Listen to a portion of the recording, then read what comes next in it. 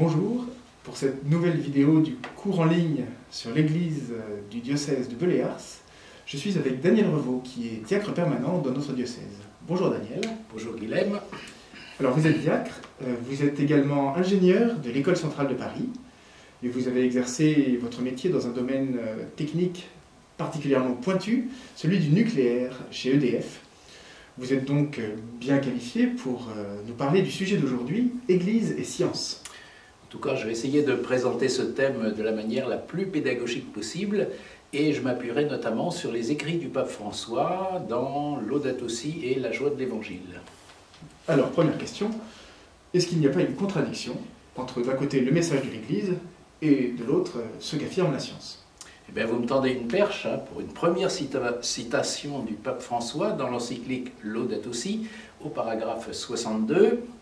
Voilà ce qu'écrit le pape. « La science et la religion, qui proposent des approches différentes de la réalité, peuvent entrer dans un dialogue intense et fécond pour toutes deux. » Et le pape ajoute un peu plus loin, « L'Église catholique est ouverte au dialogue avec la pensée philosophique et cela lui permet de produire diverses synthèses entre foi et raison. » Alors vous voyez que le pape souligne non pas une opposition, mais une certaine complémentarité entre la réflexion de l'Église et puis celle des scientifiques des diverses disciplines.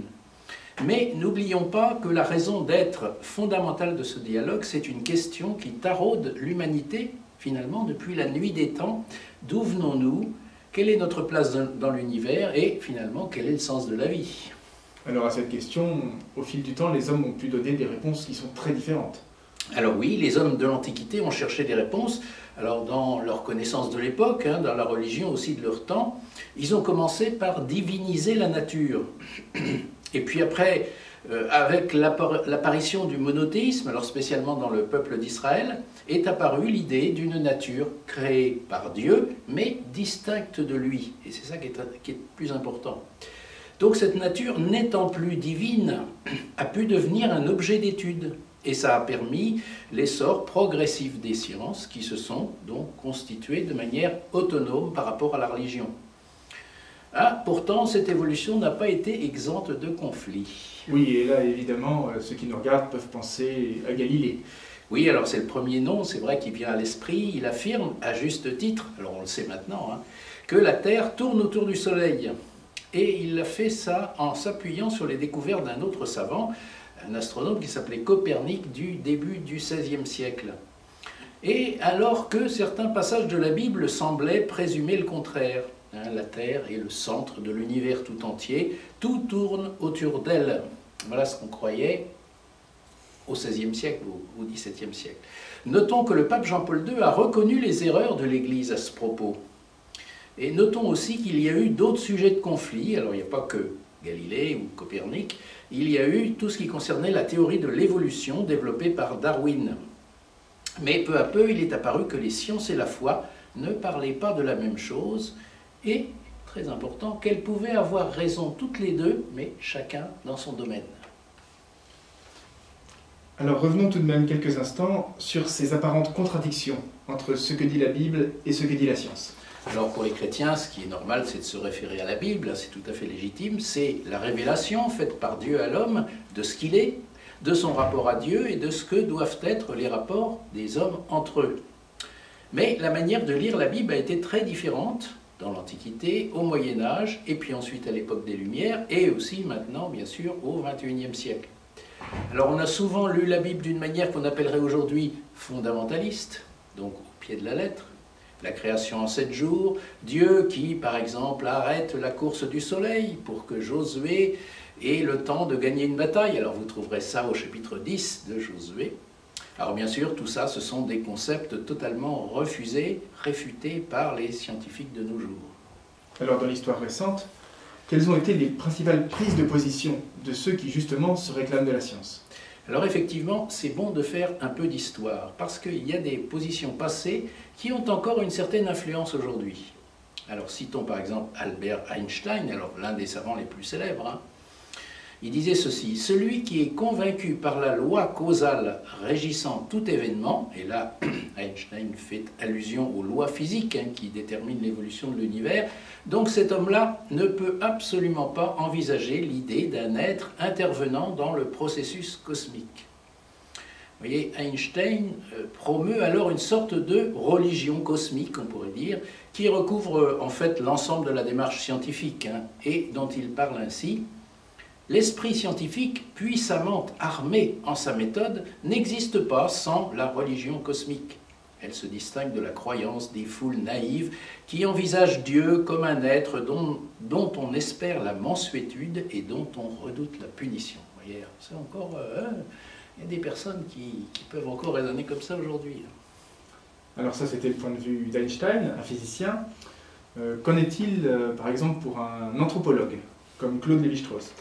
Eh bien, lui a une vision plutôt pessimiste sur l'homme, qui n'est pas sans rappeler les positions de certains écologistes aujourd'hui. L'homme apparaît lui-même comme une machine, peut-être plus perfectionnée que les autres, travaillant à la désagrégation d'un ordre originel et précipitant une matière puissamment organisée vers une inertie toujours plus grande et qui sera un jour définitive. Alors vous voyez, l'homme, loin d'être le sommet de la création, comme le dit la Bible, eh bien c'est celui qui conduira la création à sa perte. Et vous voyez que c'est assez actuel aussi, ça. Alors, troisième point de vue, peut-être, celui d'un biologiste, comme Jacques Monod. L'auteur du fameux ouvrage « Le hasard et la nécessité » écrit ceci: « L'éthique de la connaissance définit une valeur transcendante, la connaissance vraie, et propose à l'homme non pas de s'en servir, mais désormais de la servir, par un choix délibéré et conscient. Autrement dit, ce n'est plus la science au service de l'homme, c'est l'homme au service de la science, érigé en valeur suprême. » Et rappelons aussi que Monod écrit: « L'homme sait enfin qu'il est seul dans l'immensité de l'univers d'où il a émergé par hasard. » Alors vous voyez, toute notion de création issue de la volonté d'un être suprême, quel que soit le nom qu'on lui donne, disparaît ici, et c'est à l'homme de prendre les choses en main. Et ça aussi, c'est très, très actuel. On retrouve ça, par exemple, dans le transhumanisme. Alors, nous avons vu que ces trois positions, on pourrait dire qu'elles sont inspirées par un athéisme qui est très prégnant au XXe siècle. Mais est-ce qu'il n'y aurait pas des scientifiques qui soient de vrais chrétiens? Bien sûr qu'il y en a. Ils sont authentiquement chrétiens, pour reprendre votre terme, mais aussi authentiquement scientifiques. Par exemple, Pierre Teilhard de Chardin, qui était jésuite et aussi géologue. Il était spécialiste de l'évolution des espèces et il voit dans l'évolution de l'univers des forces d'union qui ont conduit de la matière à la vie, puis à la pensée réfléchie. Cependant, il prend bien soin de distinguer le domaine scientifique, qu'il connaît bien, et celui des questions philosophiques et religieuses, qu'il connaît aussi très bien. Et puis avant Teilhard, on peut aussi citer l'abbé Georges Lemaître, qui était astronome et qui montra que l'univers est en expansion et qui fut d'ailleurs le premier à émettre l'hypothèse du Big Bang, dont on s'est beaucoup moqué à l'époque d'ailleurs. D'ailleurs ce terme Big Bang, en fait on pourrait le traduire par grand boom, vous voyez que ce n'est pas un terme très très scientifique. Voilà. Et puis il faut rappeler aussi qu'il y a au Vatican une académie pontificale des sciences, qui réunit des scientifiques de nombreuses nationalités qui sont tous reconnus par la communauté internationale. Cela nous amène à aujourd'hui. Comment l'Église envisage-t-elle ses rapports avec la science? Alors je l'ai dit au début de cet entretien en citant le pape François, en encourageant le dialogue entre les scientifiques et les chrétiens, sachant qu'on peut être les deux à la fois, mais en respectant, et j'y insiste, le domaine de validité et les limites de chaque approche. En effet, la science décrit les phénomènes, les mécanismes, les principes auxquels nous sommes soumis, en un mot, le comment. Les scientifiques connaissent bien les limites de leur discipline, ils ne sauront jamais tout. Et puis d'un autre côté, il y a aussi la philosophie et la foi qui s'intéressent, elles, aux questions existentielles concernant le sens de la vie, l'existence de Dieu, la relation de l'homme avec ce Dieu. En un mot, le pourquoi. Et puis là encore, il faut rester humble. Même les philosophes et les croyants doivent rester humbles et s'incliner devant le mystère qui demeure. Oui, cette distinction entre le comment et le pourquoi, on l'explique aux enfants dès le catéchisme à l'école primaire. Mais alors, comment lire la Bible dans ces conditions? Eh bien, il faut savoir déjà que le rédacteur de la Bible ne prétendait pas faire œuvre scientifique, mais faire état de la révélation qu'il avait reçue sur le plan de la relation de l'homme avec Dieu, que la Bible d'ailleurs qualifie d'alliance, laquelle s'est concrétisée au fil de l'histoire et a trouvé son accomplissement avec la venue de Jésus-Christ dans ce monde. Mais il a fallu bien des années et même des siècles pour qu'on admette, y compris dans l'Église, la réalité des genres littéraires dans la Bible, notamment le genre récit mythique pour les premiers chapitres de la Genèse. Et c'est ce qui a permis justement d'abandonner la lecture dite fondamentaliste de la Bible. Alors, elle subsiste encore, hélas, dans certaines communautés ecclésiales issues de la réforme protestante, ça on le sait bien. Vous aviez dit au début que vous nous citeriez des textes du magistère pour éclairer vos propos. Jusqu'à maintenant, vous ne l'avez pas beaucoup fait. Eh bien oui, merci. Merci de me rappeler à l'ordre. Et je vais me rattraper donc avec quelques citations. D'abord un extrait tiré de Laudato Si, qui reconnaît tout ce que la science et la technique a apporté de bon à l'humanité. Alors voilà ce que le pape François écrit.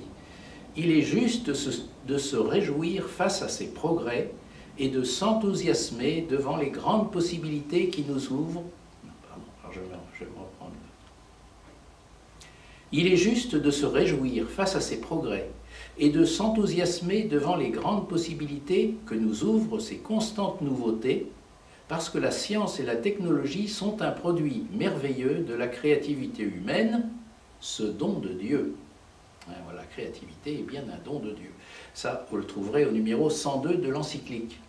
Et un peu plus loin, le pape François ajoute de manière réaliste que les hommes d'aujourd'hui ne croient plus, comme ça a pu être le cas au XIXe siècle, que la science résoudra tous les problèmes. Alors il dit par exemple au numéro 113, « Les hommes prennent conscience que les avancées de la science et de la technique ne sont pas équivalentes aux avancées de l'humanité et de l'histoire. Et ils poursuivent que les chemins fondamentaux sont autres pour un avenir heureux. » Autrement dit, la science ne résoudra pas tout, il y a d'autres chemins à explorer. Et puis je termine par une autre citation, cette fois extraite de la Joie de l'Évangile, au paragraphe 243. « L'Église ne prétend pas arrêter le progrès admirable des sciences. Au contraire, elle se réjouit et même en profite, reconnaissant l'énorme potentiel que Dieu a donné à l'esprit humain. Quand le progrès des sciences, se maintenant avec une rigueur académique dans le champ de leur objet spécifique, donc quand ce progrès des sciences donc rend évidente une conclusion déterminée que la raison ne peut pas nier, la foi ne la contredit pas. Donc vérité de la science dans son domaine, vérité aussi de la foi dans son domaine, et nécessité, j'en reviens à ce que je disais au début, du dialogue fructueux entre les deux. Merci beaucoup Daniel Revaux. Pour finir, peut-être pouvez-vous nous donner quelques conseils de lecture ou nous suggérer un travail personnel à faire après cette vidéo? Eh bien oui. Pour la partie historique, qui représentait une bonne part de notre entretien, je me suis beaucoup servi d'un livre que je vous conseille. Son titre c'est « L'univers n'est pas sourd » par un collectif de théologiens et de scientifiques chrétiens, et un livre qui est donc paru aux éditions Bayard en 2006. Il y a aussi des livres qui m'ont été conseillés par Jacques Boucrault, qui est un scientifique éminent, qui est en retraite aujourd'hui, qui a travaillé au CERN à Genève, et qui est aussi un grand chrétien. Alors parmi ces livres, de Michel Siggen, S-I-2-G-E-N, « La science a-t-elle réponse à tout ?» c'est paru chez MAM en 2007. De Francis Collins, « De la génétique à Dieu » aux presses de la Renaissance, paru en mars 2010. Et puis enfin du physicien Étienne Klein, qui est bien connu, « Discours sur l'origine de l'univers » chez Flammarion en février 2011. Et puis, c'est vrai, je vous suggère aussi un travail personnel. Vous pourriez chercher tout ce qui, dans les textes du magistère, alors ceux que j'ai cités, mais aussi d'autres plus anciens, et bien sûr, je pense notamment à l'encyclique Foi et raison de Saint Jean-Paul II, vous pourriez rechercher tout ce qui est relatif aux sciences et aux techniques, en lien ou par rapport à la foi chrétienne. Voilà. Merci beaucoup, Daniel Revaux. Merci à vous.